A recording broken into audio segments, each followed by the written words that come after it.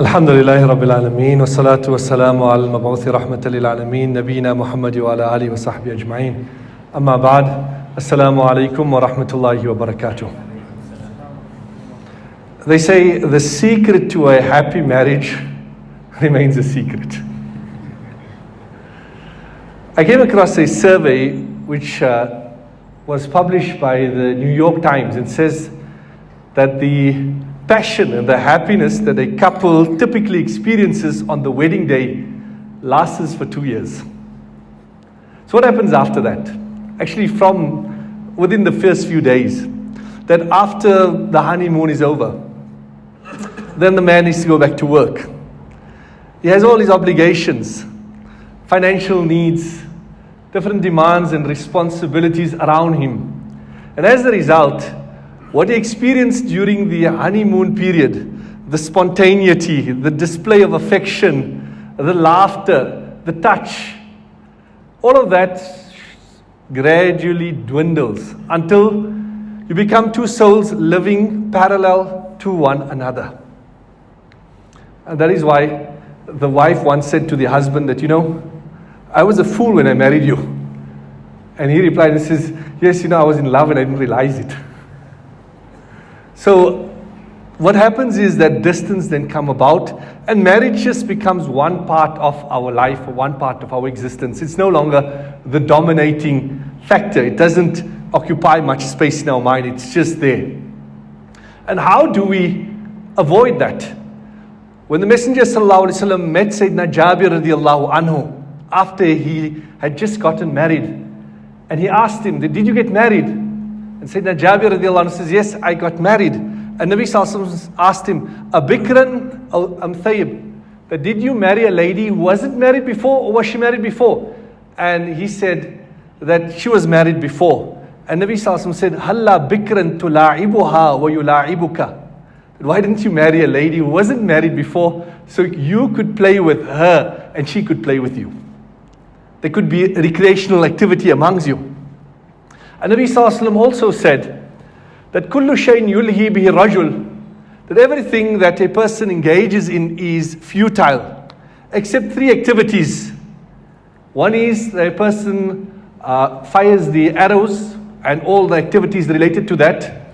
And the second is training his horse. And the third thing, mula'abatihi imra'atahu, spending time with his wife. The Messenger sallallahu alaihi wasallam specifically outlined this. And in this regard, the perfect example for us is in the Messenger sallallahu alaihi wasallam's own life. There is a book which is titled The 5 Languages of Love. And in this, they outline that every person has an underlining language of love. And each language is slightly different. So it's basically, if you have to interpret it, the one is like speaking English, and on the other hand, someone is speaking Chinese, and you're speaking to the person, or the person is speaking Chinese and he says, Ni hao, and you speak English and you say, I don't understand. So each person has a different language of love that they identify with. And from the 5 languages of love, the first one is the physical touch.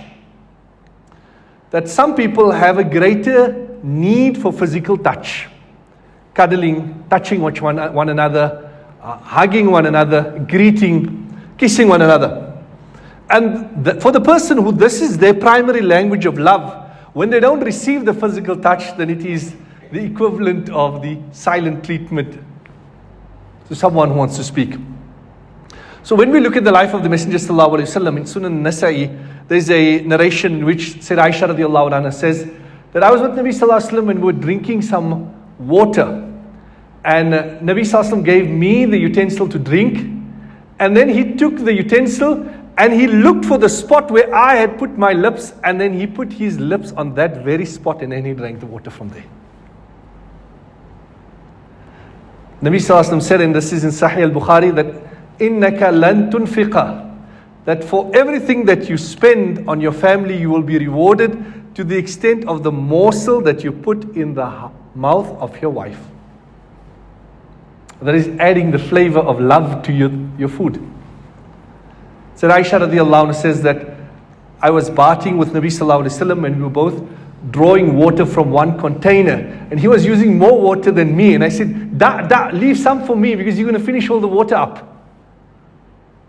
She also talks about the fact that Nabi Sallallahu Alaihi Wasallam kana yattakiyu fi hajri. The Nabi Sallallahu Alaihi Wasallam was leaning against me, wa ana ha'idun, and I was in a state of menstruation, wa huwa yaqra'u al-Quran, and he was reciting the Noble Quran.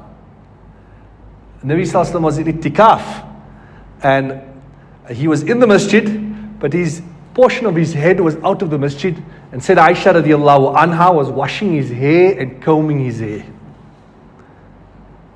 So to keep that spark alive, the scientific research is showing that there should be at least 5 to 10 touches of affection throughout the day. You know, for us as men, are there any people who play golf here? Put up your hand. So they say that many times, you know, men, they mistake marital life for playing golf. They want to get the ball in the hole in the least number of strokes. So the first part is to maintain that physical touch between the husband and the wife. The second language of love, and this is words of affirmation. Wherefore, a person who this is their primary language of love, they want to hear words that would affirm them, words of praise, words of affirmation in the sense, I love you, to verbalize that. Sayyidah Aisha radiallahu anha asked Nabi Sallallahu Alaihi Wasallam, how much do you love me? So Nabi Sallallahu Alaihi Wasallam said, like a knot that has been tightened very tight. So after a period of time, she would ask that, what can you say about our love now? What's the condition? And Nabi Sallallahu Alaihi Wasallam said that knot is still intact and tight. When Sayyidina Amr bin As radiallahu anhu came to Nabi Sallallahu Alaihi Wasallam and asked him, "O Nabi Allah, who's most beloved to you?" And he said, Aisha. She's most beloved to me. You know, sometimes we find it unmanly to be verbalizing the words I love you when it's supposed to be part and parcel of our marital life. And the incident that was referenced, the incident of Abu Dhara and Ummi Dhara, where the various wives and the story that was narrated, and in the end Nabi Sallallahu Alaihi Wasallam said that my love for you is like the love that Abu Dhara had for his wife, except that he divorced his wife and I will never divorce you. And Nabi Sallallahu Alaihi Wasallam not only verbalized it, he also praised her. A lady needs that affirmation. Allama ibn Qayyim says, كَثِيرًا كَانَ يَمْتَدِحُ أَزْوَاجَهُ. He would praise them for qualities and traits that they possess, and also praise their beauty. Sayyidina Anas bin Malik radiallahu anhu says that on one occasion, Nabi Sallallahu Alaihi Wasallam said to Hazrat Aisha, مَا أَكْثَرَ بَيَاضُ عَيْنَيْكِ. That how unique is the whiteness of your eyes. Or he would call her by the pet name Humayra, which was, an attribute to the pinkness of her cheeks. So it was a praise to her. And women need that.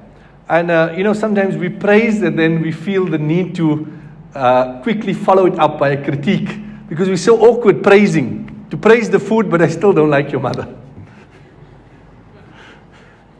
So, that is the second language of love, words of affirmation. The third is to exchange gifts. The young boy came to his father and said that, Dad, what does it cost to get married? So the father says, I don't know, I'm still paying. So for someone whose primary language of love is the exchanging or receiving of gifts, then when there's an occasion where they would be expecting a gift and they didn't receive that gift, that would be devastating for them. And to seek for those moments when you'd give a gift, and that would be, appreciate and strengthen the love.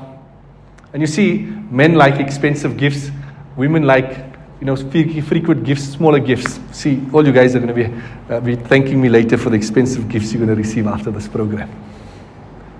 So, Nabi Sallallahu Alaihi Wasallam said, tahadu tahabu. That exchange gifts, and that will be a means of increasing love. And that is the third language of love. And for some, that is the primary way of which love is displayed. At some stage, a lady may be, impressed with a bunch of flowers. And then as she gets older, she says, what is a bunch of flowers now? Plant from your garden. So that is your way of displaying love. And that is what is... So what you need to do is you need to then look at yourself and ask, what is my primary way of how I would like to receive our love? And the other is to be able to identify this with your spouse and with your children, and then to tap into that and to build onto that, which is an emotional bank. Every time you are then displaying one of these acts, it is an investment in your emotional bank, which then pulls you through the difficult times.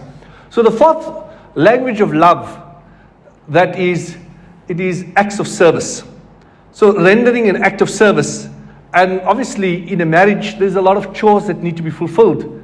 And the Messenger ﷺ had outlined the primary roles in this regard.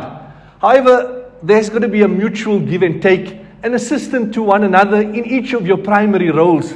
When the Nabi ﷺ entered the home, Hazrat Aisha radiallahu anhu says that kana fi mihnati ahlihi, that he was in the service of his family, and he would also do much of his work himself. So there was a young man who went to the doctor, and he said to the doctor that, I'm finding that I'm not capable to do the things I used to do around the home anymore. So I need you to examine me. So the doctor examined him. So he told the doctor, okay, so in plain, simple English, tell me what's wrong with me. So the doctor said, you're lazy. So he said, okay, now give me the medical term for this, because I need to explain this to my wife. So each one needs to support each other in their chores. That the wife needs to assist the husband in his activity and be supportive in that regard and lend a helping hand in that regard. And the husband on the other needs to assist with the chores of the home and other chores, so that there's the mutual give and take, so that it's not a tug of war of responsibilities, that this is your duty, this is my duty, I will do what I have to and you do. Men want to come at home and be free to play with their phone or to view their sports or to go out when they want with a friend. There's going to be the mutual give and take in this regard. And the fifth of the languages of love is quality time together. Now, quality time is uninterrupted time. And obviously with our various demands, we can't meet the ideal in this regard, but at least 15 to 20 minutes of uninterrupted time where you are sitting together and just talking to one another. And this is a human need which even the Messenger ﷺ had acknowledged. There's the incident of Sayyidah Safiya radiallahu ta'ala anha. She was traveling with the Messenger ﷺ, and they reached the destination and she had not yet reached. And eventually she came and reached the destination, and Nabi ﷺ was already there, and he welcomed her. And as he was welcoming her, she was crying, and she said to the Messenger ﷺ that hamaltani ala ba'irin bati'in, that you purposefully put me on a slow camel so you could get here and spend time with your other wives.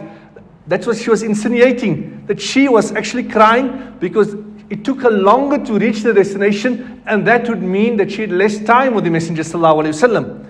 And Nabi Sallallahu Alaihi Wasallam yamsahu, he was touching her and pacifying her and consoling her, and he allowed her that.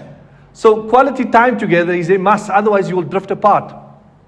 So making the time on a weekly basis, on a daily basis, where the husband and wife are together and talking about things or doing things, recreational activities together. So part of quality time is a part-time also. There was this father, and I'll end off with this.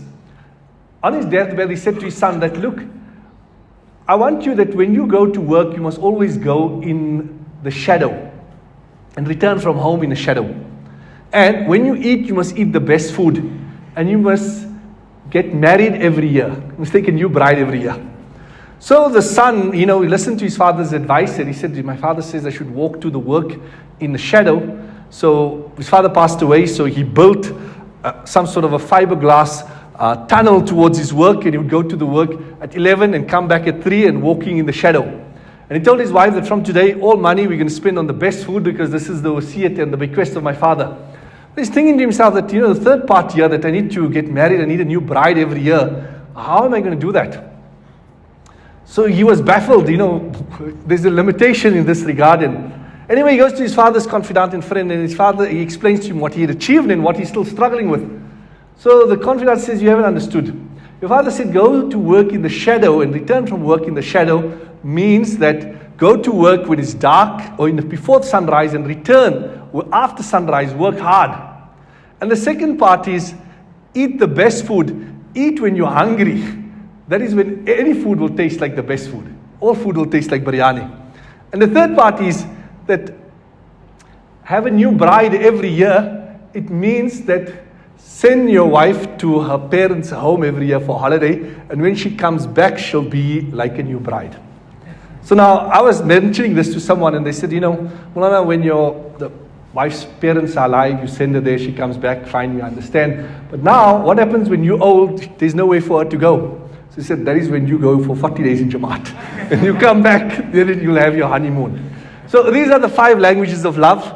The first being physical touch, the second being words of affirmation, the third being exchanging gifts, the fourth acts of services, and the fifth being quality time. In conclusion, there was an engineer was asked, what is the difference between welding and a wedding? So he said both are the same thing, is joining. The only difference is in welding, you first have sparks and then you have the bond. In a wedding, you first have the bond and then you have sparks. May Allah give us sparks for life.